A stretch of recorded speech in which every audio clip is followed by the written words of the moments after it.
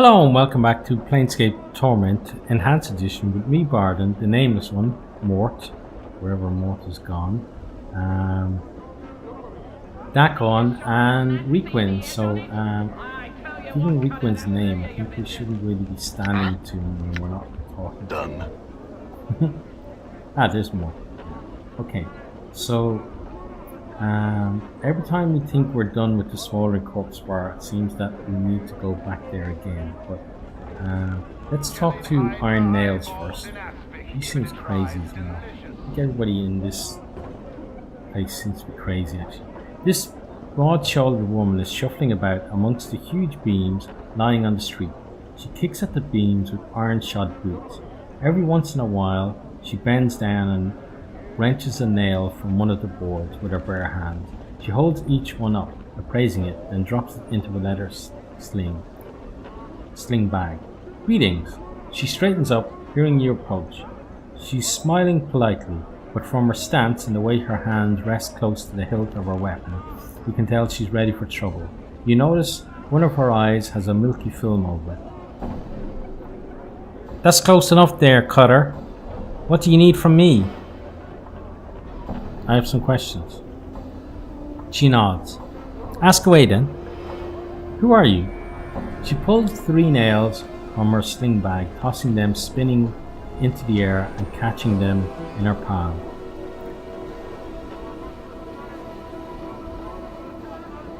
It says gnawls, but I thought it was nails. Iron gnawls, they call me. She drops them back into her bag with a muffled click. Where are you collecting the nails? I sell them to a man named Hamries in the lower ward. Maker of coffins he is. Tell me more of this Hamries. There's not much to say. He's a bit chatty. He'll rattle his bone box till you're barmy if you let him. But a fair bargainer. He needs the nails, I need the jink, and that's about as far as it goes. Where's the lower ward? Eh? I used to know the way I did, but the Dabbas have changed the streets round again. Don't know how to get there now. I need to chart a new path, but I figure the Dabbas will straighten things out eventually. Okay, tell me more about Hamleys. There's not much to say. He's a bit chatty. He'll rattle his bone box till you're barmy. Oh, she told us that already. Okay. Does anyone else here scavenge nails? She grins and shakes her head.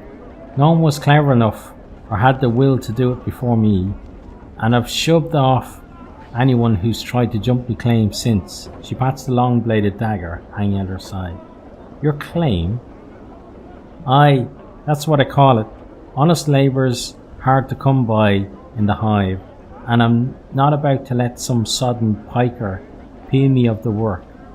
I've sent more than one berk running and howling, holding their guts in, or off to the collectors, if they were unlucky.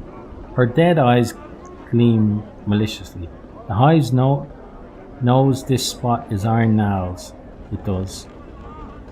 Is that how your eye was ruined? Nal's face turns hard. None of your business, Burke. Why?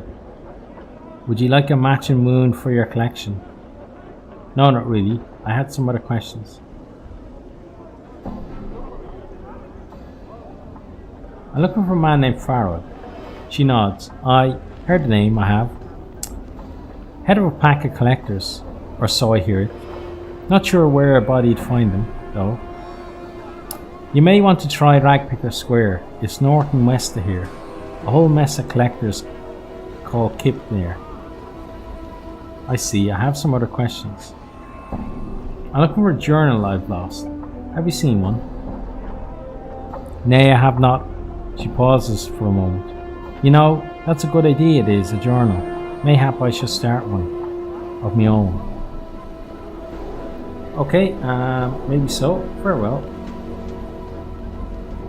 Fare you well too then, Cutter. It's funny she's collecting nails because Just look natural.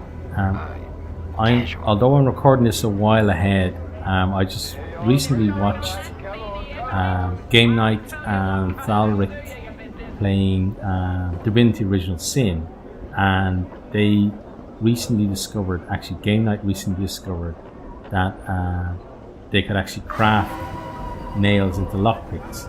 So his dwarf has been going around catching nails all over the place. A bit funny with Nal doing the same as well. Okay, so that guy's dead. So who's got here? Ash Mantle. Let's talk to Ash Mantle. You see a Dustman in long black robes and a pale face. Unlike the Dustman you saw in the mortuary, however, this man looks confused and is glancing about, as if looking for something. When he spots you, he raises his hand to attract your attention. Greetings. The man seems relieved that you are speaking to him. He bows slightly. Thank you for hearing me, traveller. I'm known as Ashmantle, one of the Dustmen sect. I was wondering if you could direct me. I don't know the area very well, and I'm looking for a certain establishment, a bar, that those of my sect frequent. Do you know of such a place? Oh, the Dustman Bar. It's by the mortuary. Orient yourself by the mortuary front gate, then walk directly southwards. You can't miss it. The Dustman smiles. Thank you very much, traveller. I appreciate your kindness. The people of the Hive are rarely helpful in such matters. Tell me about it. Say, can I ask you some questions?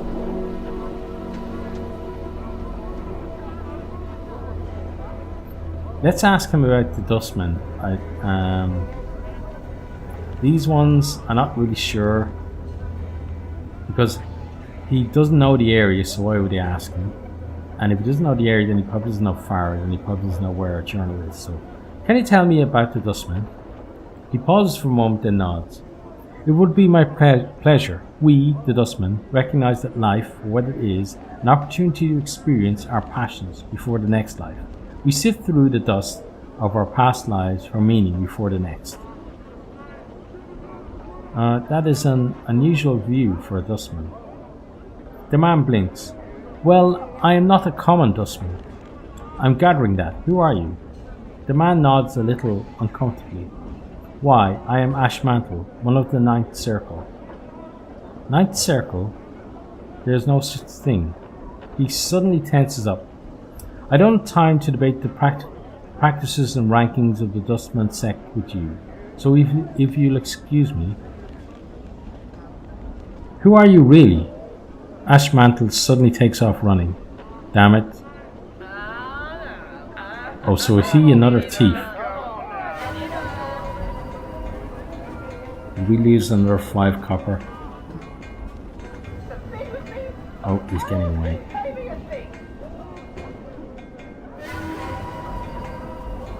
Yeah, I guess he was another thief. Well, let's just let him go, because I'm not into really killing people just because they stole a little bit of money from me. So this is Mehran. This old woman stands silently by the wall, staring off into the distance. She seems to be unconcerned with the flow of traffic around her, and clutches a wooden pole from which dozens of small fish dangle. Greetings. Oh, hello, sir. She squints at you for a moment, trying to discern your identity. Oh my! Here was I thinking one of me regular customers. She proffers her fish pole. Tuna, sir? Mackerel? Sea cucumber? No fish, thanks. I had some questions. Her mouth presses down into a tight-lipped frown, and she stares off over your shoulder. Look behind you, see what she's staring at. You can see nothing of interest behind you. As you turn back to her, you catch her looking at you. She looks away quickly, resuming her staring off into the distance once more. What? Do I look familiar to you? Goodness no! She pauses for a moment. You do. Have you seen me before then? I think ye are a man with your very likeness, sir. 'Twas so long ago. Tell me. Well, sir, you see, me sight's not so good now. 'Twasn't back then neither. But I thought I saw you walking past with a small group trailing along behind you. What did these people look like? It's hard to say, sir. 'Twas so long ago, and you walked by so quick like, but I remember now the way you held your head up. There was a woman following you, trying to stop you, to get you to turn around and speak to her, but you pushed her away. What happened then?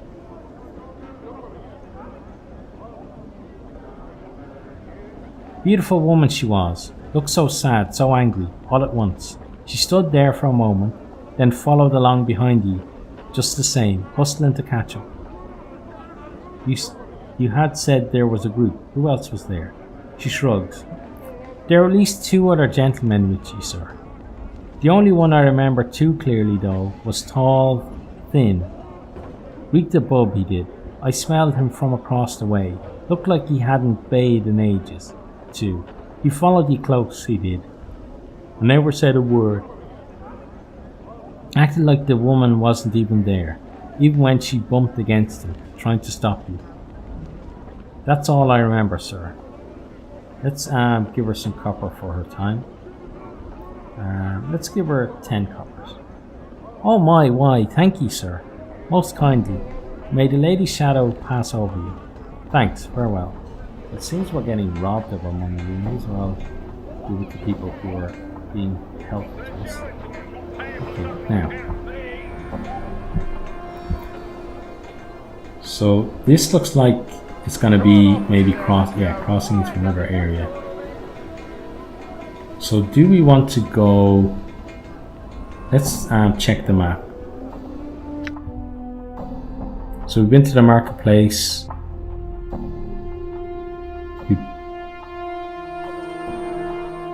Were we in Brasken's Kip? Maybe, maybe not. I can't remember. High dwelling. Let's go do what we're supposed to do. So find this guy who's supposed to be labouring. Okay. At least we're right beside it. So let's start looking for this chap. Okay, and let's deal with these guys as well while we're here. Drunk.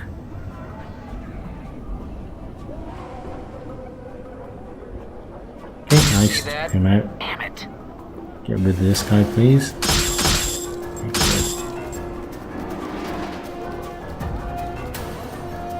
Okay. Don't want your rat charm. Thanks. You keep that, buddy. How about you? We don't want your rusty dagger. Okay. So maybe it's just drunk. Let's talk to you. Slow down there, buddy. Just want to talk to you. This man is drunk out of his gourd. He can barely stand much. Let's speak to you. He reeks of liquor, vomit, and stay in your eye. I have some questions for you. The drunk seems only dimly aware of you're speaking to him. He looks about confused, trying to discover the source of the voice. Okay, let's shake him to get his attention. What? He suddenly begins to retch copiously. You hop back to avoid being splattered. You won't be getting anything useful from this disheveled, stench-ridden waste of life. Okay.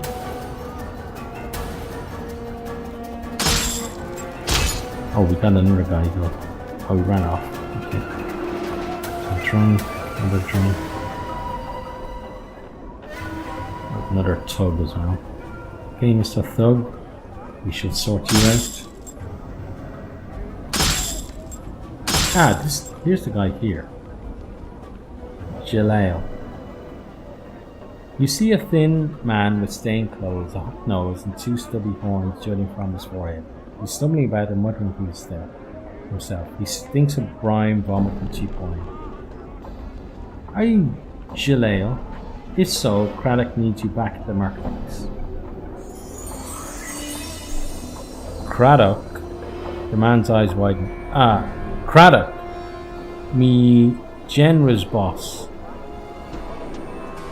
Well, you can tell him this. He can pike off, and that he's a filthy dog, cur of the lowest sort, and Jalal's not a working for him anymore. He jabs you with his finger. Tell him that.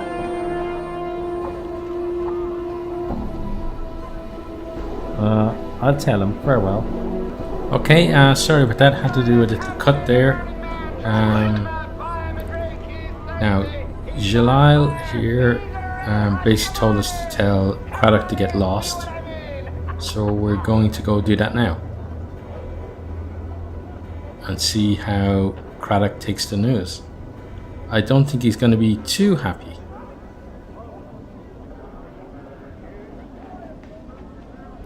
Hopefully he doesn't kill the messengers.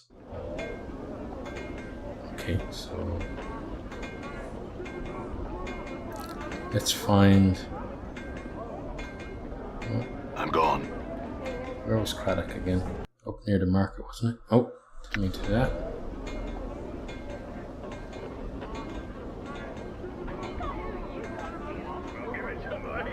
Yeah, up here. Okay. Great. We're coming, Craddock. Don't kill us. It's not our fault. So there's weak wind. Craddock. Okay.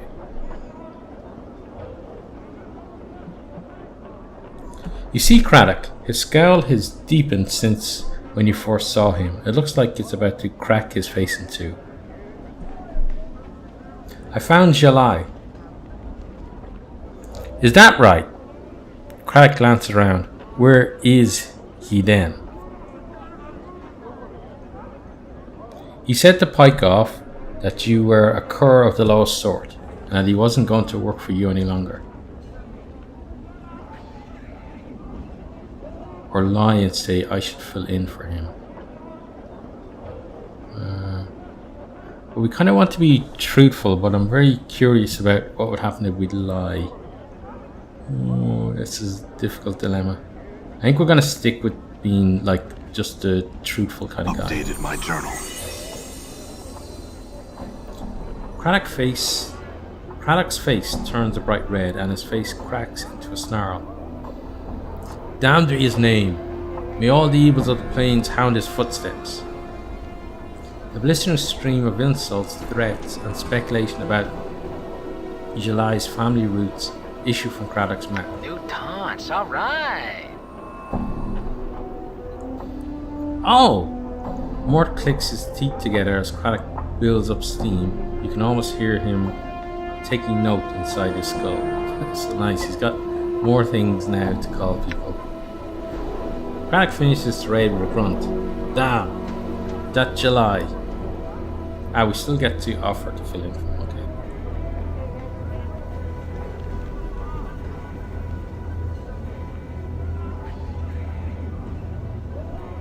You know, I could fill in for him if you need help. Craddock studies you for a moment. Ye? Ha! He couldn't. He suddenly falls silent. Well, mayhap he can. It's hard work, and there's no drinking on my watch. Understood, let's get started. The work is long, but at the end of the shift, you are not the least bit tired. Craddock grunts as he returns. You did well enough. Here's your pay. He tosses you a handful of coins. Now get. We've no more use for ye. So we've got 10 coppers. Farewell then. So that's as much, I think, that's has been stolen from us by various people. Oh, nice. Yeah, we got a hive tug here. We don't want to accidentally attack Requin now. Okay, another bronze ring. Yeah, we'll take it. But I need to find someone who's going to buy it from me. So let's check again what people are selling. Oh yeah, we can't. So the person over there would only buy like a limited amount of stuff from us. We already talked to Iron Nails. Or Iron Nails, should I say. Let's check this guy. This narrow-faced old fellow appears to be selling various hand weapons. Come on over then. come to see my blades, have you? Yes, I have. Okay. Now what we sell you?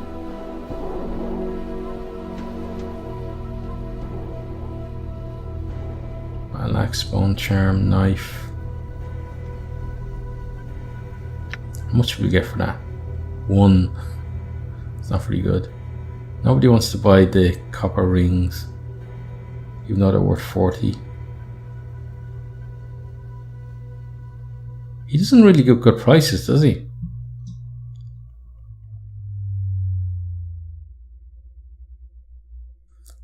Let's sell that though. I think it's really the only thing. But again, his prices are pretty low as well. Poor quality mace, antlers, eye knuckles, battle axe, small, green steel dagger. Let's see what this is like. Damage 2 to 5, speed 1, proficiency edged, not usable by priests. Okay. Green steel knife, piercing 1 to 4. No, I don't. How about these? 2 to 9, speed 7. Yeah, it's a lot of money, isn't it, for just for that?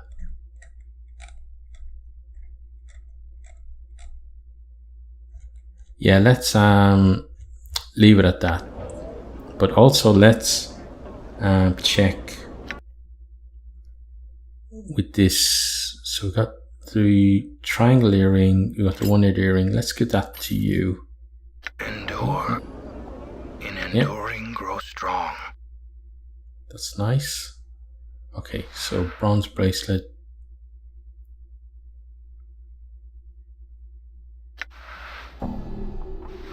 Okay. Yeah, you can equip the earring.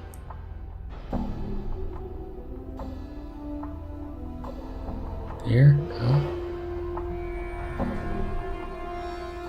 Tattoo, hand, wrist, left, armor, ring. That should be earrings.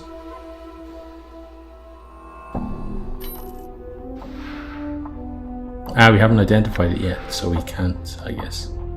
Although it doesn't look like he has slots for it. Or maybe it's the same on you. Words.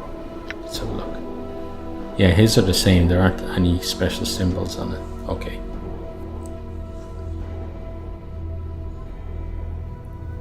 Okay, well, let's just continue then finding people to chat to. Done.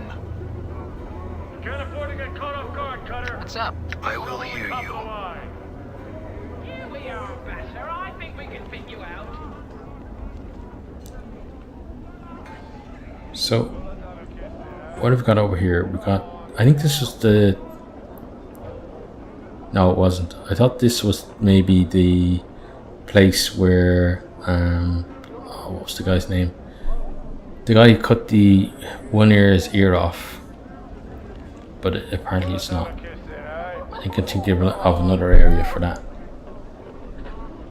Let's go in and see what it actually is.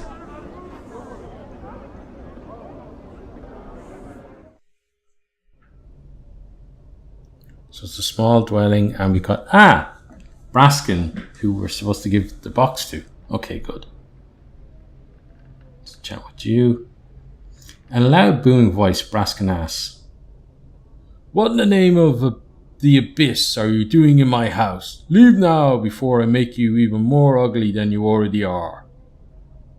"I was asked to deliver this box into your care." "Well, why didn't you say so? So hand it over and you can be on your way." As you present the box to Brasken, his expression changes from one of anticipation to that of amusement. "Whoa there! I won't fall for that trick a second time. Put that thing away and leave." "I don't understand. Why won't anyone take this box? First Kuatra and now you." "Did you say Kuatra?" Brasken lets out a great bellow of laughter. "Why, that's the fellow who bought the box off me. Thought he got the best of me when he bought it. I guess he figured the gem alone was more than worth was more than worth the price he paid me.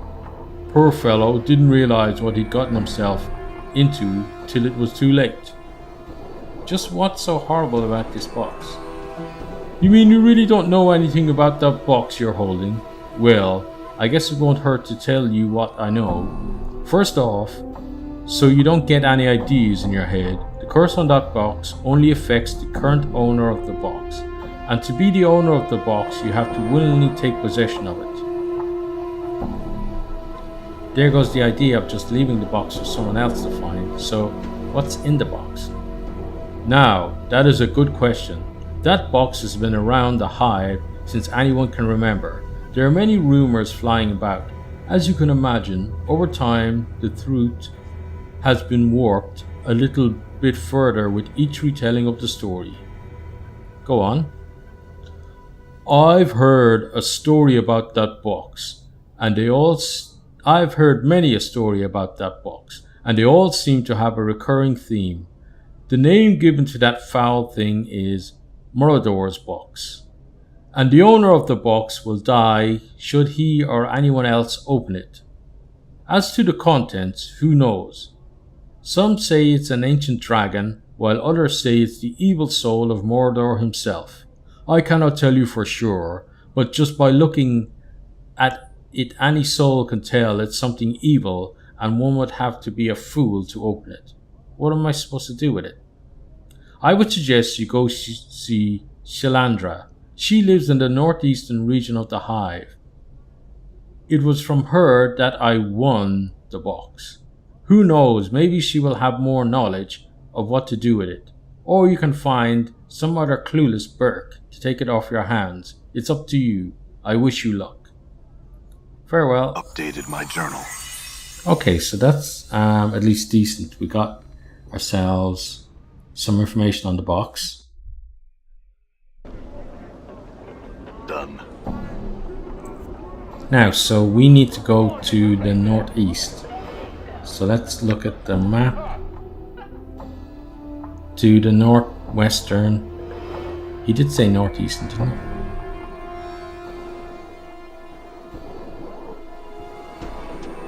Northwest.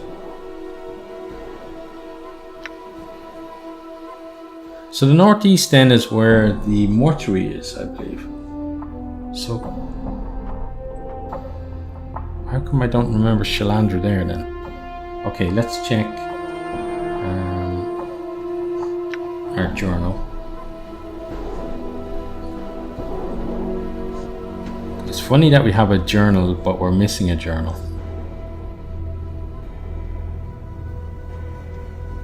Okay, deliver the blocks to Shalandra.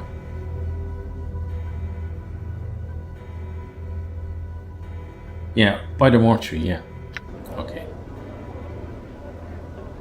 So let's head over this way. I suppose it's pretty much, from here it's probably much of a muchness in terms of which direction we actually go into. So where is the...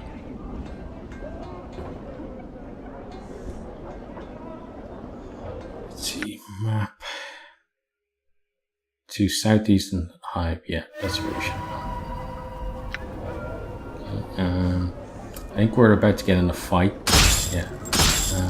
Oh, they handled it themselves. Well done, guys. And he had 5 coppers. Nice, thank you for that.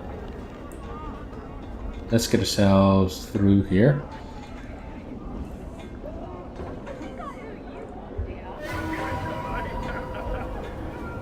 I have to say I'm really enjoying the fact that this game is mostly just like quest and story driven rather than like a lot more modern, or a lot of modern games are kind of more in the vein of there has to be tons of action to keep people interested, but story is what I like kind of more than anything else.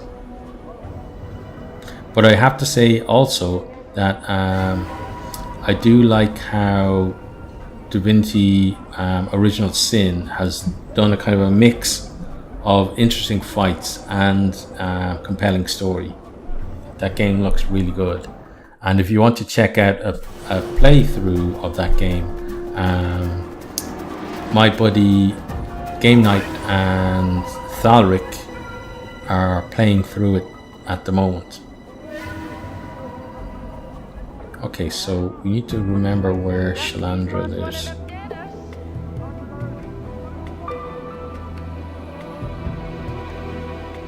I don't think... That's Angar's house. Now, Angar's wife wasn't called Shalandra. I think she was just Angar's wife. Okay, so... I know where she is. She's up in this place here, isn't she? Yeah.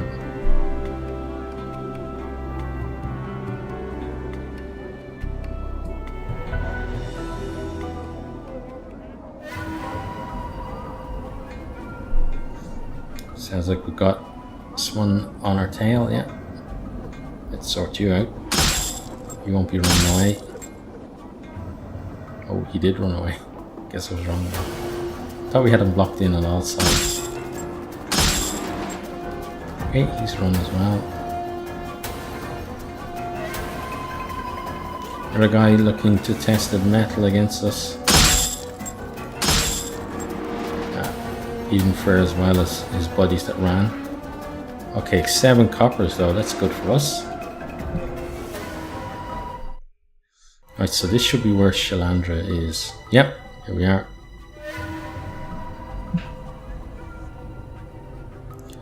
And yet another interruption. A person cannot even find privacy without one's own home. Please leave before I summon the guards. Or better yet, I'll try out a new spell I've been toying with.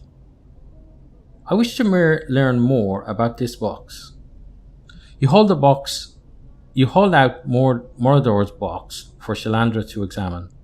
Ah yes, I remember this box well. I acquired it some time ago. What do you wish to know about it? Who did you get it from? Let me think. I don't recall whom I got it from. I just remember I was down in the marketplace looking for some spell components when some person offered me this box. After testing the box, I found it to be cursed, but was intrigued by the spells woven into the box. So I purchased.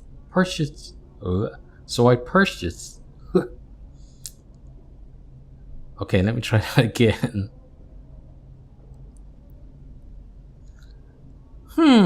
Let me think. I don't recall whom I got it from. I just remember I was down in the marketplace looking for some spell components when some person offered me this box.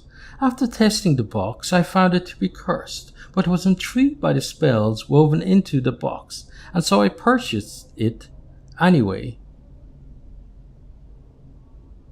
If you were so intrigued by the box, what made you decide to give it away? I was young and brash then. In my relentless pursuit of knowledge, I carelessly undid one of the spells. Looked closely at the box. It was like new when I had it. The signs of decay are an indication that the spells are weakening. I realized I was in danger if I kept the box any longer, so I held a contest to get rid of it. A contest? It was the most expedient way to rid myself of it. I simply invited all the bashers in the hive to fight each other to determine who was the best. Bashers are notorious for having big muscles and not much upstairs, if you know what I mean. They came like flies to honey. I offered some money and the box as a prize. I believe some basher named Brasken won the contest. I have more questions I wish to ask. What else do you wish to know? You seem to know something about magic. Can you tell me what spells have been put on this box? For many years I studied the box and tried to learn its secrets. Spell upon spell upon spell have been woven into it. To my amazement, my studies reveal that all the spells are of the type used to confine fiends. Fiends? You mean there are fiends trapped within the box? No, not fiends, a fiend. And judging by the sophistication and power of these spells, it would have to be one of significant standing and power in its realm. I have more questions I wish to ask. Do you know the history behind this box?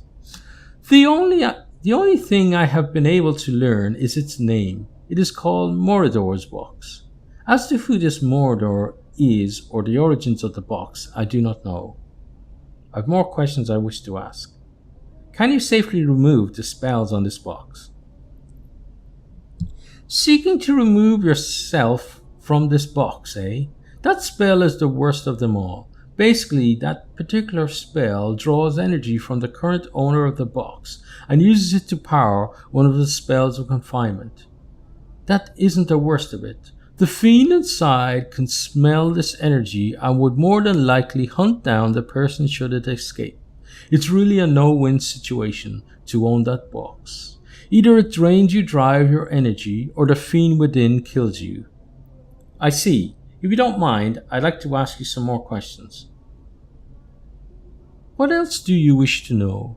Is there a way to safely dispose of Mordor's box without hurting anyone? I am not strong enough to fight or banish such a creature. It's been ages since I've been there, but there was a cathedral located in the middle of the Alley of Dangerous Angels. A priest or someone who gains their power from a higher source might be able to help you. You've been a great help. Updated Thanks. my journal. But going to the Alley of Dangerous Angels doesn't sound like a good idea for us at the moment. But that is the end of this particular episode. So myself, Mort, the Nameless One, Dakon, and Shalandra here really do hope to see all of you next time. Goodbye.